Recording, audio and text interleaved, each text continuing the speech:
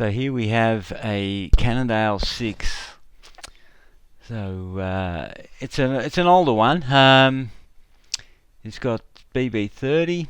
It's had the reason why it's been cut up. It was on a roof rack and the down tube was really badly crushed and delaminated, as you can see there. So that's what scrapped it. It's got that the characteristic sort of 12k toe, which they wove in the factories when there was a bit of a fabric shortage. It's got external cable guides. What else? Yeah, the brake cable there up there is external. Again, you can see that the characteristic weave. They've sort of gone out of favour now. There's other options now.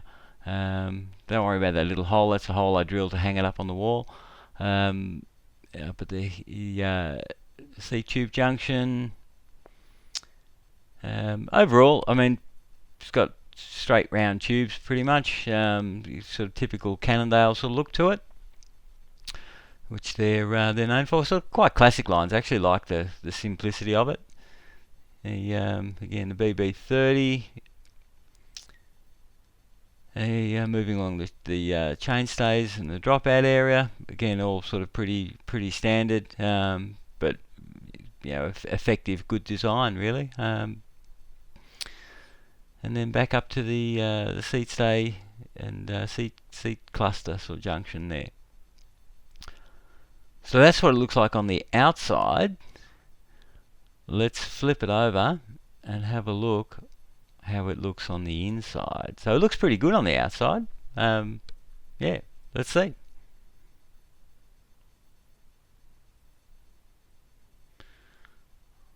Alright. So looking on the inside, we'll first go down to the bottom bracket region.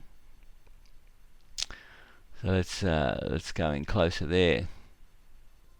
So the first thing to note is the big BB30 bottom bracket shell. So it's an aluminium insert in the carbon. They haven't used any sort of galvanic protection barrier ply, so you could get corrosion between those interfaces. There's plenty of foam around the bottom sort of to support the region as well. However, we're seeing quite a lot of wrinkles and resin rich and resin pooling sort of up just above it. So those sort of striations or lines, which show the variations in the bag, and that sort of continues up the down tube, and you get some quite large areas of resin pooling. So here right in the middle, and we're not talking about the diagonal ones. We're talking about the horizontal line. So that's basically resin pooling in that area. And then you can also see right in the middle of the shot there the compaction variation, and it's a bit of a mess there. So also that ply around the inserts, as you can see there, it's sort of a bit diagonal as well. So it's moved around. So that sort of theme continues up the down tube, and here again we see another little void sort of under the unidirectional ply, so just a little circular air bubble that was trapped during lamination. So so quite a bit of variation through that region, and that sort of continues up until the into the head tube. So the head tube's actually a bit of a mess. So you can see there's a little sticker saying QC passed, and I've made a comment before, I think, on if that's a pass, what does a fail look like? So you can see all the variations in the bag. You can see the wrinkle right in the middle. So that's a little bit of a mess. And even at the front of the head tube, where the compaction looks better, there's still the resin rich area right in the middle of it. So so that's sort of way less than ideal. And then at the upper section of the head tube, again we've got the same sort of thing.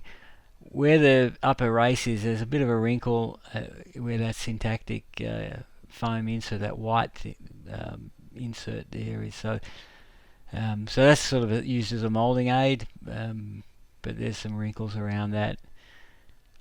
And then the rivet tails, that's not ideal either, sort of bare aluminium. And continue along the top tube, it's the same sort of thing as the down tube, where you've got some resin pooling areas and all that sort of stuff going on. So, and then up the junction with the C tube, again we've got the rivet tails sort of less than ideal, it's just sort of randomly deformed. A bit of variation through there, a bit of variation in thickness, compaction variations, etc. And then for the C tube, where the seat post goes, it's got an aluminium bonded in insert, which is sort of susceptible to galvanic corrosion. So it'd be sort of redundant if you're using a carbon seat post. You're sort of getting double the galvanic corrosion. Then moving along down the seat tube, that's probably the cleanest looking bit on the bike. A few small variations and resin rich, resin pooling, but then down near the transition into the BB, you've got that resin pooling and the resin wrinkles and bag wrinkles and a whole bunch of stuff going on there. So that little sharp corner, sort of edge up in the top corner. Into the bottom bracket to chainstay junction. That doesn't look too bad. At least they put plenty of adhesive into that bonded joint, which some of the bikes we've seen have been a bit lacking in that area. Again, overall, just not getting enough resin bleed. So they could have done with a lower resin content pre-preg, or used some sort of bleeding system to avoid all that resin pooling and resin ridge. So, I mean, the reason resin rich is a problem is because the resin's not as strong as the fibre, so increases the weight and reduces the strength. And then we've got the dropout. Again, that's bonded in well. There's plenty of adhesive around it, and it's sort of the dropout itself is carbon. It's a sort of random fibre, and you can see the orientations of the fibre just sort of going all over the place a little bit there. So, but I wouldn't expect to have too much of a problem from that. And then continuing up the dropout and up the seat stay. I didn't cut the seat stay open. It's going to be pretty much the same as the rest of it, I'd imagine. Up near the top, I cut it open through here, so we can see what's going on right at that seat stay to seat tube junction. And so they've got some foam inserts as a filler, and the fiber's just sort of a little bit random and a few voids and a bit of everything sort of going on in that area. And then we can sort of see back to the aluminium insert. So that it's separated from the carbon with adhesive, but ideally you'd put a fiberglass barrier ply in that. So that sort of concludes the tour of the inside of the Cannondale Six.